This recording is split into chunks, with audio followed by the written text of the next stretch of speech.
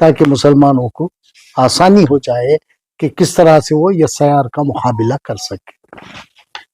और सबसे बड़ा इसमें ये है कि अब हमारे पास फर्स्ट टाइम वोटर्स की 3 कैटेगरीज हैं, category 1, category B, category A, category B और कैटेगरी सी। और कैटेगरी 1 वाले कब आ रहे हैं?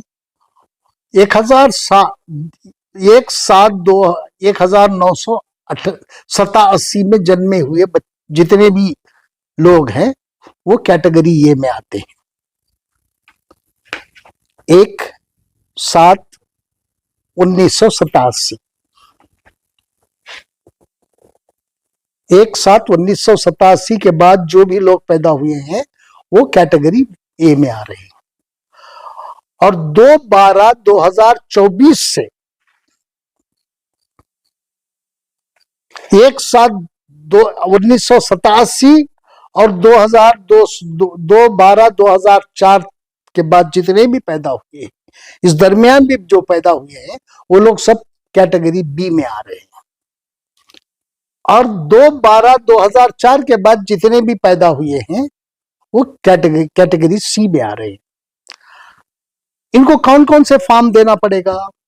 फॉर्म 6 सबके लिए एक ही फॉर्म है, फॉर्म 6, क्योंकि इनकी नई वोटर लिस्ट पे एंट्री होनी है। और मैपिंग के ताल्लुक से वैदिल्ला शरीफ साहब आपको कह चुके हैं, उनके वालिद का या भाई का या बहन का या किसी भी रिश्तेदार का जो बहुत करीबी हो, उसका अगर 2002 के इसमें है, लिस्ट में है नाम, तो उसको देके आप जो है ना ये कर सकते हैं। और सबके लिए फॉर्म 6 ही दरकार है। फॉर्म 6 के बाद क्या डॉक्यूमेंट आपको देना पड़ेगा? आपका डेट ऑफ बर्थ, एक certificate, date of birth certificate अगर आपकी है तो आप उसको सेल्फ अटेस्ट करके दे सकते हैं। डेट ऑफ बर्थ कहां से मिलेगी आपको? आपकी प्राइमरी स्कूल से भी मिल जाएगी, स्कूल सर्टिफिकेट में भी। आपका 10वीं का मार्क्स कार्ड है, 10वीं के मार्क्स कार्ड में मिल जाएगी, 12वीं के मार्क्स कार्ड में भी आपको मिल जाएगी, डेट ऑफ बर्थ आ जाएगा उसमें। खाली उसकी एक कॉपी आप साइन करके जो है ना दे देंगे तो आपका काम वहां हो जाएगा। और दूसरा ये है, वोटर इन्फॉर्मेशन फॉर्म जो है, proof of date and place of birth of either father और मदर, ये कहां से देंगे आप? कैसे देंगे ये? अगर 2002 में उनके वालिद या वालिदा का वोट है तो वो अगर दे देंगे तो काफी। वोटर लिस्ट जो है ना 2002 के वोटर लिस्ट में उनके वालिदैन का अगर नाम है तो उनके वालिदैन की डेट ऑफ बर्थ देने की इनको जरूरत नहीं पड़ेगी, चूंकि ऑलरेडी ये वोटर है 2002 में।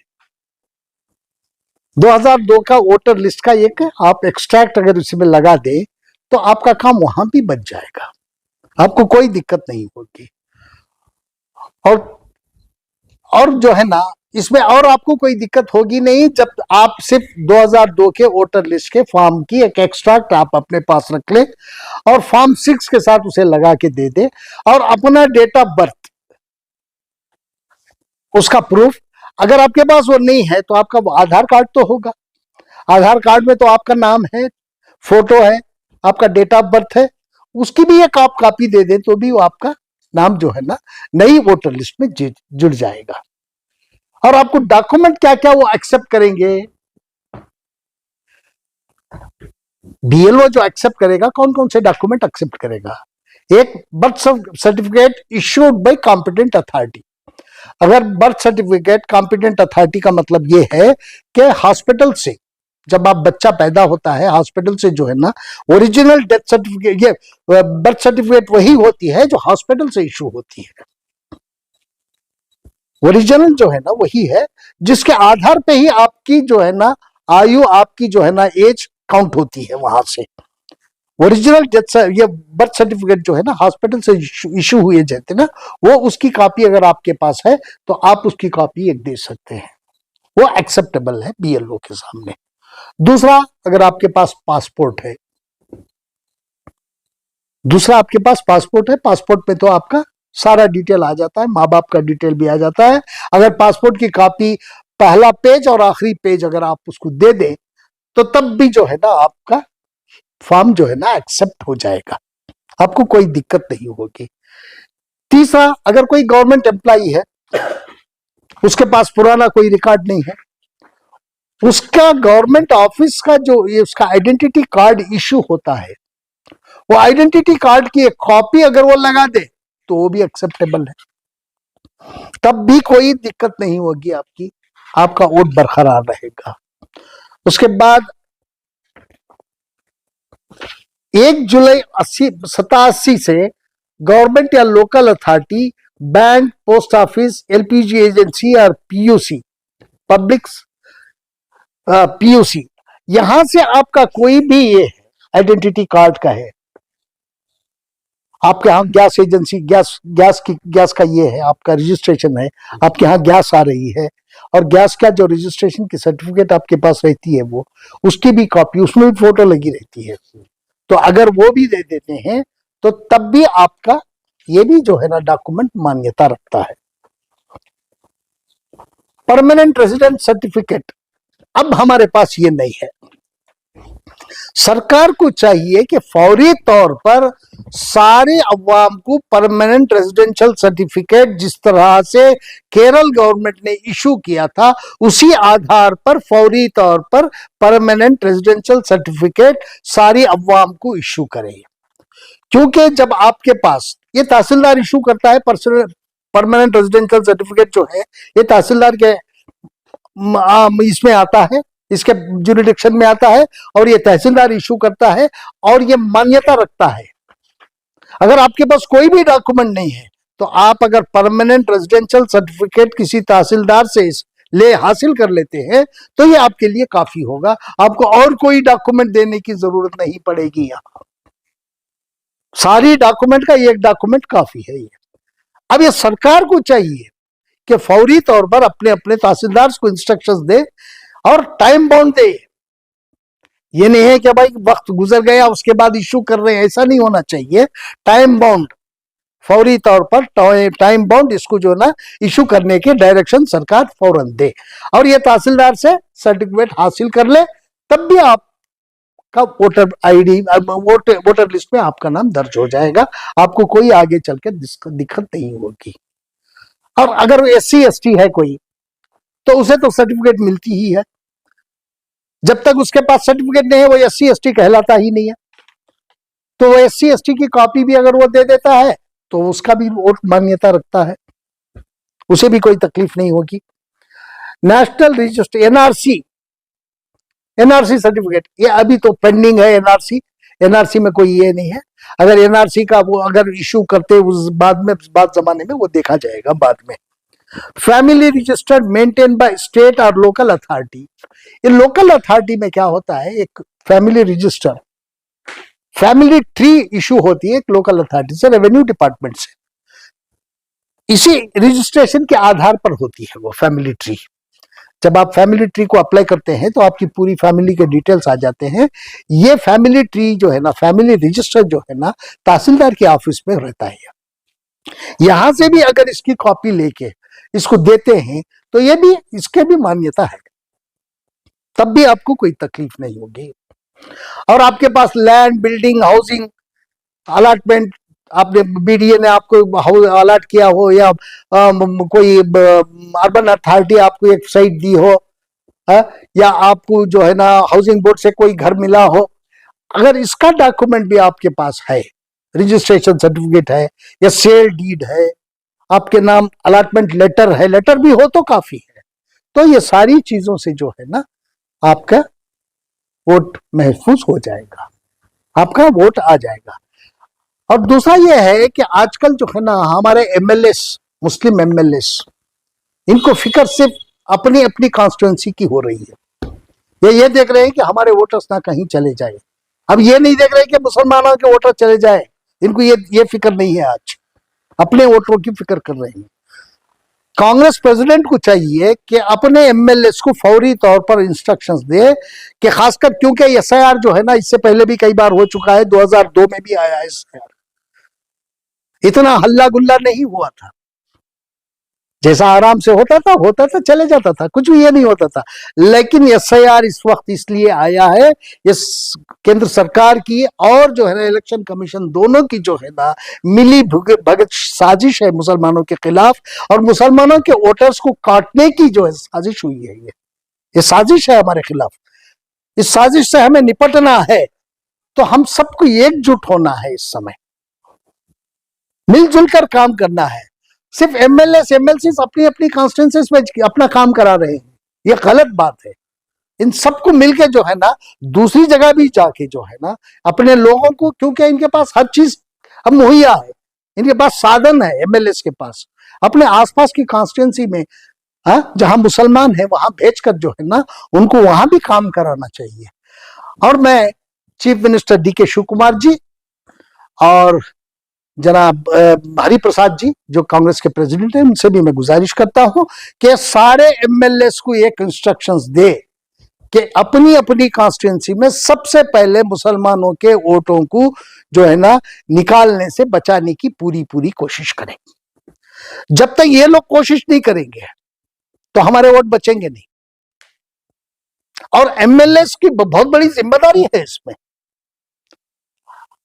सिर्फ यहां वोट अगर तुम्हारा कट गया तो सिर्फ वोट नहीं कटा आपका, इसके बाद आपकी जो है ना स्कीमें खत्म हो जाएंगी, आपको कोई स्कीम नहीं मिलेगी, ना आपको फ्री इलेक्ट्रिसिटी मिलेगी, ना आपको 2000 रुपए मिलेंगे, ना आपको राशन मिलेगा, और आपका राशन कार्ड खत्म हो जाएगा। कई कठिनाइयां, आखिर में जाकर आपके नाम अगर कोई प्रॉपर्टी है तो वो भी सरकार जब्त कर लेगी। अब ये बातें जो है ना कई लोग बता नहीं रहे। आपकी प्रॉपर्टी तक जब्त हो जाएगी जब एक बार आपका वोटर लिस्ट में नाम नहीं है तो इसलिए हर एक मुसलमान भाई को ये चाहिए कि वो सीरियसली ले इस चीज को। और हमारे सारे उलमाओं से और सारे जो ऑर्गेनाइजेशन काम कर रहे हैं आजकल, उनसे मैं अपील करता हूं कि वो फौरी तौर पर ये देखे कि सबसे पहले हमारे वोटरों को कैसे बचाया जाए। हमें बचा, इसके लिए बहुत बड़ी मुहिम ये करने की जरूरत है, मुहिम चलाने की जरूरत है। और ऑलरेडी अल्लाह का करम है कि कई लोग जो है ना फील्ड में उतरे हैं, काम कर रहे हैं। लेकिन फील्ड में उतर के काम करने से नहीं होता, BLO तक ले जाके वहां मैपिंग कराने का तक काम आप करें, जब जाके आप सक्सेस होंगे।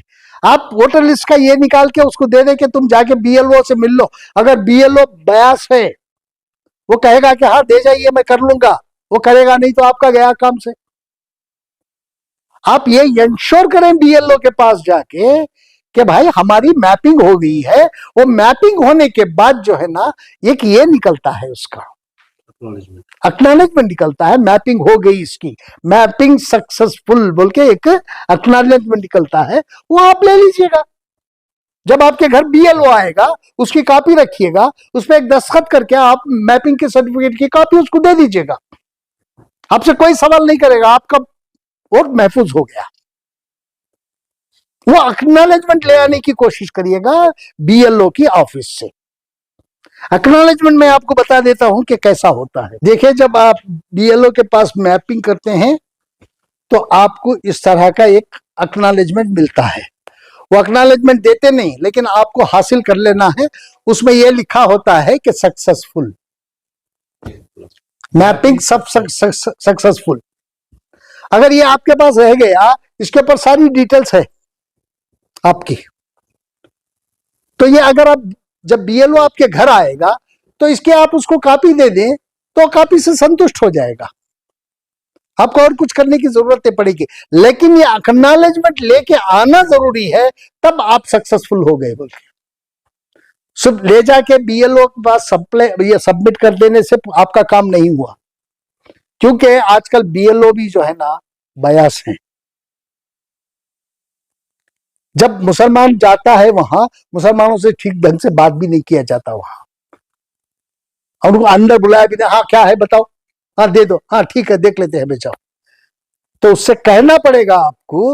और वहां जो है ना हमारे ऑर्गेनाइजेशंस जो काम कर रहे हैं उन लोगों की मदद लेना चाहिए, हमारे लोगों को, उन लोगों को बुला के लेके जाना है। अगर बीएलओ अगर नहीं लेता है और उसका एक्नॉलेजमेंट नहीं देता है तो उसकी शिकायत करना है, यह आपका हक है। अगर आपका हक हासिल नहीं करेंगे आगे चल के आपको इतनी बड़े बड़े मुश्किलात का सामना करना पड़ेगा जो आप सोच भी नहीं सकते। यहां तक कि आपके नाम अगर कोई प्रॉपर्टी है वो भी जब्त कर लेगी सरकार। इतने पावर्स है अब सरकार को। अब जिस तरह से जो केरला में जो हुआ, रेजिडेंशियल सर्टिफिकेट, हमें किसी भी चीज की जरूरत नहीं है इस समय। एक रेजिडेंशियल सर्टिफिकेट हमें सरकार दे दे, हमारे लिए वो काफी है। और सरकार को ये पूरा हक है रेजिडेंशियल सर्टिफिकेट इशू करने का। किसी को वो सरकार को पूछने की जरूरत नहीं है, ना तो इलेक्शन कमीशन को पूछने की जरूरत है, ना सेंट्रल गवर्नमेंट को पूछने की जरूरत है, किसी को पूछने की जरूरत है। सरकार के इसमें है, जुरिडिक्शन में है। सरकार किसी को भी रेजिडेंशियल सर्टिफिकेट, और उनके वहां का जो रेवेन्यू इंस्पेक्टर रहता है वो घर जाएगा, पूछेगा आप कितने साल से हैं, लिख के लाएगा, लाके इसे जो है ना तहसीलदार को रिपोर्ट सबमिट करेगा, शाम को सर्टिफिकेट इशू हो जाएगी। वो लंबा काम भी नहीं है ये। आप सुबह एप्लीकेशन दो तहसीलदार को, तहसीलदार रेवेन्यू इंस्पेक्टर को मार्क करेगा, रेवेन्यू इंस्पेक्टर घर जाएगा, जाके ये करेगा, उसका वेरिफिकेशन करेगा, शाम को रिपोर्ट दे देगा। और शाम को नहीं, दूसरे दिन जो है ना प्रिंटेड आपकी जो है ना इलेक्ट्रॉनिक प्रिंटेड रेजिडेंशियल सर्टिफिकेट आपको मिल जाएगी। और वो सबसे बड़ा डॉक्यूमेंट है। और वो सर्टिफिकेट अगर आप हासिल कर ले तो आगे भी आपके लिए उससे बहुत काम आ सकती है वो सर्टिफिकेट। अब सरकार को चाहिए कि फौरी तौर पर ज्यादा से ज्यादा, जिस तरह से केरला में उन्होंने रेजिडेंशियल सर्टिफिकेट को इशू करके केरला में वोटर्स या सयार को बचा लिया, उस तरह से यहां भी कर्नाटक में भी वो मुसलमानों के वोटों को बचाने की कोशिश करें। ये मेरी सरकार से गुजारिश है। शुक्रिया। 6 बच्चे हैं वो डाउटफुल वोटर्स में आ रहे हैं, ऐसा कुछ वाले हैं, ऐसे बातें नहीं नहीं, 6 बच्चे हैं अगर उनके, तो उनके माँ बाप का 2002 में ये है। उनके माँ बाप तो थे 2002 में, 2002 में उनका वोटर लिस्ट में नाम था, तो वो हो जाए तो ये 6 बच्चे भी आ गए उसके अंदर। डाउटफुल वोटर हो ही नहीं सकते इन, छोटे बच्चों का आता है क्योंकि वो बाद में पैदा हुए ना। इनके वालिद 2002 की वोटर लिस्ट में थे, ये बाद में पैदा हुए। जब बाद में पैदा हुई है तो अगर उनके वोटर लिस्ट में माँ या बाप का, या बाप का हो या माँ का, किसी का एक का भी अगर नाम मिल जाए आपको, तो आप डाउटफुल वोटर से निकल गए, आप उस वोटर की लिस्ट में आ गए। जहां आपका नाम मिल नहीं रहा है 2002 की लिस्ट में, वहां आपको इन डॉक्यूमेंट देने की जरूरत है। नए वोटर के लिए भी ये डॉक्यूमेंट देने की जरूरत है। अगर आपके पास, सरकार यही करे कि एक रेजिडेंशियल सर्टिफिकेट हम लोगों को इशू कराते हैं, लेकिन सरकार को चाहिए, देखेंगे हम लोग बात कर लेंगे, बात करके अगर सीएम से मिलना है तो हम लोग जाके सीएम साहब से मिलेंगे। सीएम साहब कोई हमारे लिए नए नहीं है, मेरे भी और सीएम साहब के जो दोस्ती है जो 1982 से है। हम दोनों एक साथ ही जनरल हॉस्टल से अपने पॉलिटिकल कैरियर की शुरुआत की थी। नए नहीं हम लोग जाएंगे, बैठेंगे, उनसे बात करेंगे, बात करके जो है ना जितना आसान हो सकता है हमारे लोगों के लिए उतनी आसानी हम पैदा करने की कोशिश करेंगे। हम ये देखेंगे कि हमारे मुसलमानों के वोट कटे ना और बहाल रहे, ये हम कोशिश जरूर करेंगे इंशाल्लाह। आपका वोट आपका हक है, उसकी हिफाजत कीजिए। ये एक साजिश हो रही है, उसकी हिफाजत कीजिए। ये एक साजिश हो रही है कि किसी तरीके से मुसलमानों के वोटों को काटा जाए। इस साजिश को नाकाम करने के लिए हर शहरी का फर्ज है कि वो एसआईआर में अपना नाम दर्ज कराए। कुछ लोग ये समझते हैं कि मौजूदा वोटर लिस्ट में हमारा नाम है तो हम सेफ हैं, ऐसा नहीं है। मौजूदा वोटर लिस्ट में अगर नाम आपका है, 2002 का मैपिंग नहीं हो रही है, तो आपका नाम वोटर लिस्ट से निकाला जा सकता है, ये ख्याल रखें। जैसा कि अशरफ साहब ने कहा, हमें चाहिए इस वक्त जो डॉक्यूमेंट्स, अगर आपको 2002 की वोटर लिस्ट नहीं मिल रही है तो जो डॉक्यूमेंट्स, जो 13-14 डॉक्यूमेंट जो हुए हैं, उसमें से कोई भी एक डॉक्यूमेंट और फॉर्म 6 भर्ती करके उस डॉक्यूमेंट को बीएलओ के पास दें, और बाद में 5 अगस्त को जो वोटर लिस्ट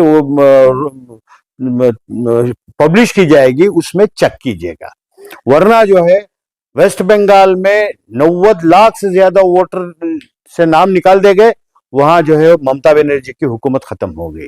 तमिलनाडु में वहां के जो चीफ मिनिस्टर थे स्टालिन, उनकी कॉन्स्टिट्यूंसी 1 लाख वोट निकाल दिए गए, वो खुद जो है 22,000 वोट से हार गए। तो ये एक साजिश है इस वक्त बीजेपी हुकूमत की। इस साजिश को नाकाम करने के लिए सबको होशियारी से काम लेना है। 2002 की जहां तक हो सके वोटर लिस्ट में नाम ढूंढ कर जो है अपनी मैपिंग करवाएं, यही हमारी गुजारिश है। और खासकर हम तमाम उलमा से गुजारिश करेंगे, आइमा से गुजारिश करेंगे, कल जुमा है तो जुमा में जो है इस ताल्लुक से बयान करें, और हमारे जो हैंड बिल्स जो है वो हम तकसीम कर रहे हैं जुमा को, वो जो है लोग लेकर जो है उससे फायदा उठाएं। शुक्रिया। केरला के सिलसिले में बात कही जाती है जी? कि केरला के सिलसिले में बात कही जाती है कि वहाँ की समाजी नीति तंजुमों ने बढ़ चढ़ कर हिस्सा लिया, बहुत ही कामयाबी के साथ कोशिशें की, इस वजह से वहाँ पर एसआईआर का मनाना कामयाब। देखिए सही बात है, वहाँ जो है केरल में जो है वहाँ की तमाम तंजीमें, मैं समझता हूँ तमाम सियासी जमातों ने मिलकर काम किया, और वहाँ की हुकूमत ने, जैसे कि अशरफ साहब ने कहा, जो रेसिडेंशियल सर्टिफिकेट जो उन्होंने लोगों को इशू किया उससे काफी फायदा हुआ। यहाँ भी जो है यहाँ के चीफ मिनिस्टर भी वो उसका हुक्म दिए हुए हैं। हमें चाहिए कि तहसीलदार को फोर्स करें, और हम जिनके पास ये डॉक्यूमेंट नहीं मिल रहे हैं वो जो है रेजिडेंशियल सर्टिफिकेट लेकर जो है अपनी मैपिंग कराएं। एसआईआर के सिलसिले में मोहम्मद उबैदुल्ला शरीफ और सैयद अशरफ ने बेदारी मुहिम का आगाज किया है। आपका वोट आपका हक। एसआईआर 2026 से अगर महरूम हो जाएंगे तो जिंदगी भर पछताना पड़ेगा। एसआईआर के सिलसिले में गफलत लापरवाही बरतने वाले न सिर्फ अपने आप को बल्कि आने वाली नस्लों को भी खतरे में डाल सकते हैं। लिहाजा 30 जून से इसी माह की 30 तारीख से शुरू हो रहे एसआईआर में हर शहरी, हर वोटर शामिल हो और वोटर फहरिस्त में अपना नाम दर्ज करे। कर्नाटक प्रदेश कांग्रेस कमेटी के नायब सदर मोहम्मद उबैदुल्ला शरीफ और अंजुमन तरक्की उर्दू हिंद कर्नाटक के नायब सदर सैयद अशरफ ने उर्दू और अंग्रेजी जबानों में एसआईआर की जानकारी के सिलसिले में पर्चे शाया किए हैं, और मस्जिदों के जरिए ये पर्चे अवाम में तकसीम किए जाएंगे। उबैदुल्ला शरीफ और सैयद अशरफ ने एक जानिब अवाम से, मुसलमानों से गुजारिश की है, तो दूसरी तरफ रियासती हुकूमत और नए वजीर आला DK शिवकुमार से मुतालिबा किया है कि केरला के तर्ज पर कर्नाटक में भी परमानेंट रेसिडेंट सर्टिफिकेट यानी मुस्तकिल रिहायशी सर्टिफिकेट जरूरतमंद शहरियों को फौरी तौर पर दस्तयाब हो। उबैदुल्ला शरीफ और सैयद अशरफ ने कहा कि वो इस मांग को लेकर जरूरत पड़ने पर चीफ मिनिस्टर DK शिवकुमार से मुलाकात करेंगे। दोस्तों, मिली व समाजी मसाइल पर बेबाक तरीके से आवाज उठाने वाले कौम के लीडरों को उनकी गलतियों खामियों पर झिंझोड़ने वाले सैयद अशरफ ने खास तौर पर मुस्लिम MLA से दरख्वास्त की है कि वो एसआईआर के सिलसिले में सिर्फ अपनी अपनी कॉन्स्टिट्यूएंसी की हद तक काम न करें बल्कि पूरी रियासत के मुसलमानों की फिक्र करें।